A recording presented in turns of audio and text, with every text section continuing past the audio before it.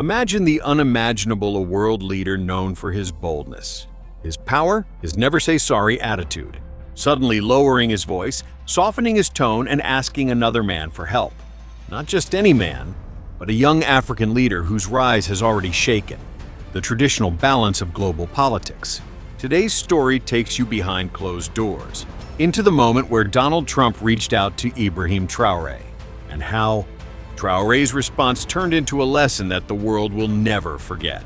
Donald E.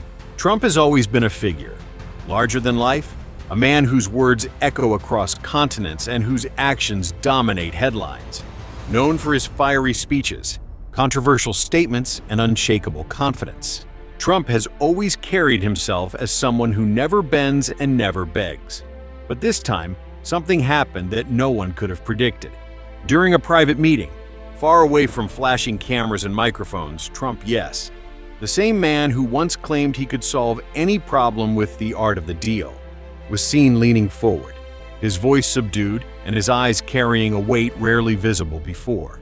The request he made that day wasn't just political, it was personal. He asked Ibrahim Traoré, the young president of Burkina Faso, for help. Those present in the room later admitted that the air froze for a moment, because this wasn't just another political negotiation. It was a desperate plea that revealed the cracks behind Trump's usual shield of confidence. To understand why this moment was so powerful, we need to look at who Ibrahim Traoré really is. Rising from the heart of Africa, Traoré became one of the youngest leaders in the world, taking charge of a nation that had long been overshadowed by colonial history, instability, and foreign exploitation. But unlike many before him, Traoré refused to bow to outside pressure. He stood tall, speaking fearlessly about sovereignty, dignity, and the future of his people. In the eyes of the African youth, he wasn't just a president, he was a symbol of resistance, a man who dared to speak truths that others were too afraid to say. So when Trump, a man who represented the very face of Western power, turned to Traoré for support, it wasn't just surprising, it was revolutionary. The world had seen powerful men call shots in Africa, but never had it seen an American president asking Africa for guidance and help. That single act changed the entire energy of the conversation before a single answer was even given. Inside that meeting room, silence carried more weight than words. Trump, who was usually the loudest voice in any room, was uncharacteristically quiet. Witnesses later said his hands were folded tightly, his tone stripped of arrogance, and his approach cautious. Then, breaking the silence, he said something that even his closest aides could barely process. "Mr. Traoré, we need your help." The words were simple, but the meaning behind them was massive. This wasn't just about diplomacy, it was about survival, about credibility, about America, holding on to a role in a world that was shifting faster than many in Washington had anticipated. For the first time, Trump wasn't dealing from a position of strength. He was asking, almost pleading, for the support of a man decades younger than him, from a country most American politicians rarely mentioned. And that made the moment historic. What Trump wanted was clear.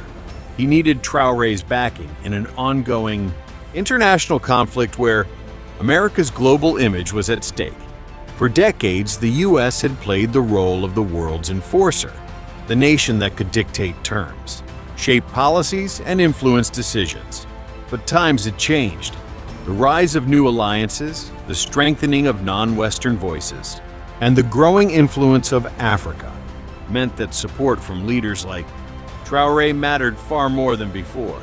Trump knew that his political survival, and perhaps even America's diplomatic credibility, depended on building unlikely alliances. Yet, as strong as his reasoning was, what he hadn't calculated was that Traoré was not a man to be swayed easily. This was not going to be a typical Trump deal. This was going to be a test of principles versus desperation. Traoré listened carefully. He didn't interrupt, he didn't react immediately, and he didn't give away his thoughts. Instead, he simply observed. His piercing eyes stayed locked on Trump, as if searching deeper than the words being spoken. After a long pause, Traoré leaned back in his chair and spoke, his voice calm but sharp. his words deliberate and unshakable. "Mr. Trump," he began, "the world is changing. If you want my support, tell me this. Do you see Africa as nothing more than a resource, hub to be used and abandoned? Or do you see Africa as an equal partner, worthy of respect?" That single question carried centuries of history, pain and exploitation. It wasn't just a question for Trump. It was a challenge to the entire Western way of looking at it. Africa. Those in the room could feel the shift instantly. For the first time, Donald Trump didn't have a quick answer. The man known for firing back with sharp comebacks and witty retorts suddenly looked unsettled. Traore's words had cut deep, bringing into focus the long history of Western nations, benefiting from Africa's resources while leaving its people in poverty. Trump's advisors glanced nervously at him, wondering how he would respond. But Trump, for once, had no playbook to fall back on. His usual weapons bravado, promises, and pressure suddenly seemed useless. The silence stretched, and in that silence, it became clear that Traore had shifted the balance of power in that room. Outside, the meeting room, whispers had already begun. Advisors from both camps were pacing corridors, exchanging nervous glances, and making hushed predictions about what might unfold inside. Some on Trump's side admitted quietly that their leader was cornered like never before. Meanwhile, Traore's aides felt a sense of pride swelling within them. Their young president, barely in his 30s, was now in a position where the most powerful man in the Western world was seeking his support. On social media, rumors of the secret meeting had started to leak. Journalists speculated wildly, analysts debated on television panels, and hashtags trended online. The one question on everyone's lips was the same: why would Trump beg Traore for help? This wasn't just politics anymore. It had become a global spectacle, a clash of two worlds, two generations, and two very different approaches to leadership. Trump, realizing that silence and hesitation wouldn't win him any ground, tried again. He leaned forward, as though to show sincerity, and offered something he thought would surely sway Traore. "If you support us, America will increase its investments in Africa. We will bring more infrastructure, more jobs, more opportunities. This can be a win-win." His words carried the promise of wealth, development, and influence, the kind of deal that had historically been used to win over leaders across the globe. Trump was betting on the old formula: money and power. To him, that had always been enough. But what he failed to fully grasp was that Traore wasn't a leader who could be bought or intimidated. The room grew tense again as everyone waited for Traore's response. Then, in a voice firm yet calm, Traore replied with words that struck deeper than any negotiation could. "Investments are valuable only when they truly serve the people," he said. "If all you want is to extract resources, strip our land, and leave our people with nothing, then that is not partnership.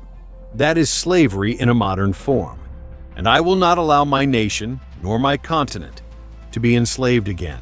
The gravity of those words hit Trump and his team like a thunderbolt. The room felt colder, heavier. For centuries, Africa had been treated as a place to exploit. But here was a leader who was refusing to play that game anymore. He wasn't just negotiating for Burkina Faso, he was speaking on behalf of Africa itself. For generations who had been silenced, Trump's team exchanged worried looks. They had never faced such resistance, especially from a leader so young. To them, Africa was often a backdrop in global politics. But Traore had turned the tables. He had transformed the conversation into something bigger than Trump, bigger than America, bigger than politics itself. Witnesses later described the silence after Traore's words as one of the heaviest moments in the entire meeting. No one wanted to be the first to break it, because everyone knew something historic had just been said. It wasn't merely a rejection, it was a declaration of independence, a refusal to bow down to pressure disguised as partnership. For the first time, Trump seemed truly unsure. The man who once bragged about making the best deals in the world was now facing a reality where his methods had no effect. Trump tapped his fingers on the table, a rare sign of nervousness. His eyes narrowed, searching for any weakness, but he found none. In that room, for those few moments, the power dynamics of the world seemed flipped upside down. It was no longer the West dictating terms to Africa. It was Africa holding the mirror up to the West. As the meeting drew closer to its conclusion, Traore leaned forward and delivered the line that would echo across history. His words were calm, but they carried the weight of centuries of injustice and the hope of future generations. Mr. Trump, only a man who is true to his own people has the right to ask others for help. Before you come here asking me for support, bring justice to your own house. Fix the divisions within your own country. Heal your own people. Then, and only then, will we speak again. The room fell into stunned silence. Even Trump, a man rarely left speechless, had no immediate response. Traore's words weren't just a rejection, they were a lesson, a challenge, and a truth that Trump couldn't ignore. Trump's face was a mixture of frustration and helplessness. He had walked into that meeting expecting negotiation, maybe even compromise, but he walked out realizing he had been schooled. He knew he could not strong-arm Traore, nor could he tempt him with promises. The young African leader had stood his ground with dignity, refusing to be intimidated. For Trump, it was a rare moment of defeat. For Traore, it was a moment of triumph, not because he embarrassed an American president, but because he had defended the honor of his people and the integrity of his nation. When the doors of that meeting finally opened, Trump walked out with no deal in hand. He left without the support he had so desperately sought. But what he didn't realize was that Traore's words would soon circle the globe, repeated on news channels, shared across social media, and quoted in political discussions worldwide. Headlines blazed, "Trump begs." Traore responds with a lesson. The story spread like wildfire. To some, it was proof that the balance of world power was shifting. To others, it was a reminder that dignity and principles could stand tall even against wealth and might. And so, this story wasn't just about two men in a private meeting. It was about a message to the entire world. True power does not come from money, armies, or influence. It comes from standing firm in your principles and protecting the dignity of your people. Ibrahim Traoré proved that even the youngest leader of one of the smallest nations could speak truth to power in a way that echoed across the globe. Friends, if this story inspired you, then don't forget to subscribe to our channel and hit the bell icon so you never miss more powerful stories like this one.